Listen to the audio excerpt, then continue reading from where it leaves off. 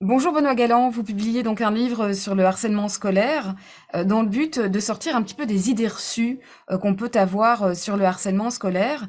Il y a eu beaucoup d'études déjà sur ce sujet-là. Est-ce qu'il y avait encore des choses, de nouvelles choses à dire finalement sur le harcèlement scolaire? Oui, parce que le constat, c'est vraiment il peut y avoir un décalage entre des idées reçues qui circulent, qu'on entend quand on discute avec des enseignants, des parents, même des jeunes, et puis la somme de connaissances qui a été accumulée depuis 40 ans. Et donc l'idée, qui est souvent publiée malheureusement en anglais dans des revues scientifiques, et donc qui n'est pas très accessible. Et donc l'idée, c'était vraiment ici de faire le point et d'amener un point de vue complémentaire à ce qu'on peut rencontrer dans la pratique. Ouais, ça veut dire que les acteurs de terrain, les directions d'école, les enseignants, sont encore insuffisamment à la fois informés et outillés pour faire face à ce phénomène? Oui et non, on a fait des gros progrès en 10 ans. Il y a 10 ans, on parlait à peu près pas du harcèlement en Fédération Wallonie-Bruxelles.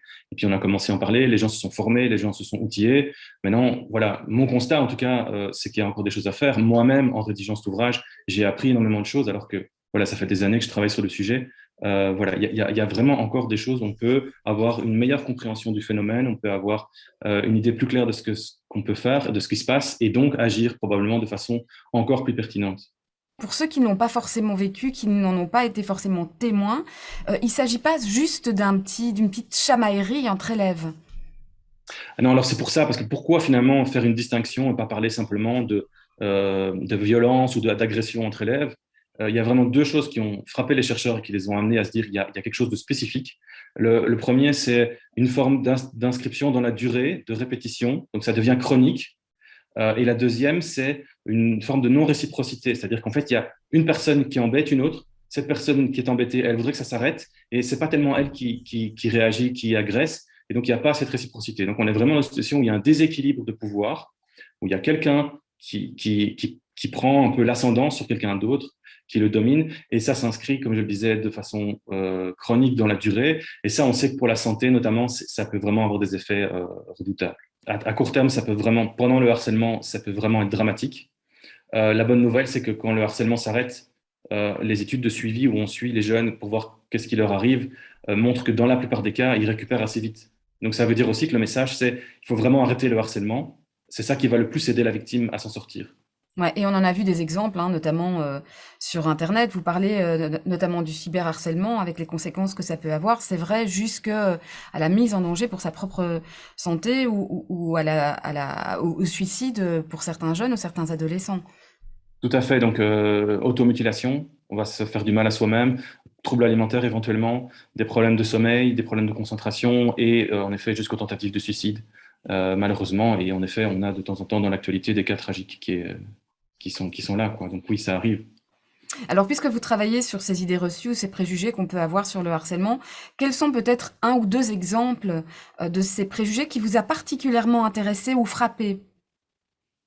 Alors, un d'entre eux, c'était sur l'adolescence. Donc, plusieurs personnes associent l'idée que ça arrive plus à l'adolescence parce que l'importance des relations avec les pairs, parce que les questions d'identité, et c'est pas ce que montrent les recherches. Il y a une diminution au cours de l'âge, en fait, graduellement. La deuxième, c'est Donc, ça cette arrive plus relation. souvent chez les plus jeunes que chez les plus âgés? Oui, oui, c'est plutôt vers la fin du primaire qu'on a le pic un peu, et puis ça se régule un petit peu. Donc, en fait, il n'y a pas tellement d'évolution avec l'âge. Il n'y a pas une flambée tout d'un coup à l'adolescence. Et le deuxième, c'est vraiment ce que vous avez mentionné déjà. Donc, c'est la relation entre cyberharcèlement et harcèlement. On se rend compte qu'en fait, c'est souvent entre personnes qui se connaissent. Et donc, il y a vraiment une continuité. Et en fait, toutes les études tendent plutôt à montrer qu'il y a plus de harcèlement dans la vraie vie, en fait, que de cyberharcèlement, notamment sur les réseaux sociaux. Mais peut-être que c'est moins visible.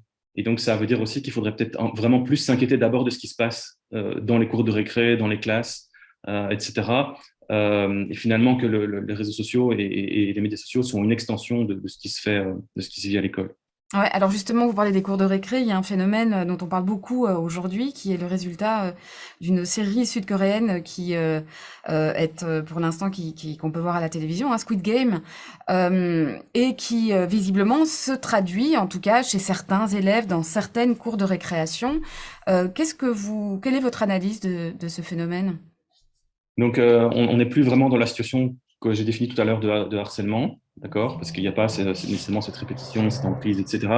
On est plutôt dans un phénomène qui est déjà connu. On a parlé du jeu du foulard il y a quelques années. Avant ça, c'était les inquiétudes sur la télévision, notamment avec des films comme Orange Mécanique, qui étaient aussi des films très violents. À chaque fois, on a des élèves qui ont, quelque part, à un moment donné, dans leur jeu ou dans leurs activités, imité ce qu'ils voyaient aux écrans. Et ma foi, mais aussi, voilà, je dirais des défis qui jouent aux princesses Disney. Tout d'un coup, on s'inquiète pas en se disant, mon Dieu, qu'est-ce qui se passe? C'est un phénomène assez basique qu'on connaît bien. C'est un phénomène d'imitation. La question, évidemment, c'est de savoir, est-ce que c'est parce qu'ils ont regardé cette série qu'ils deviennent violents, ou simplement, ben, ils font des jeux violents et ils ont décidé de le faire comme dans la série parce que ça leur a donné juste une idée, comme je disais, d'imitation.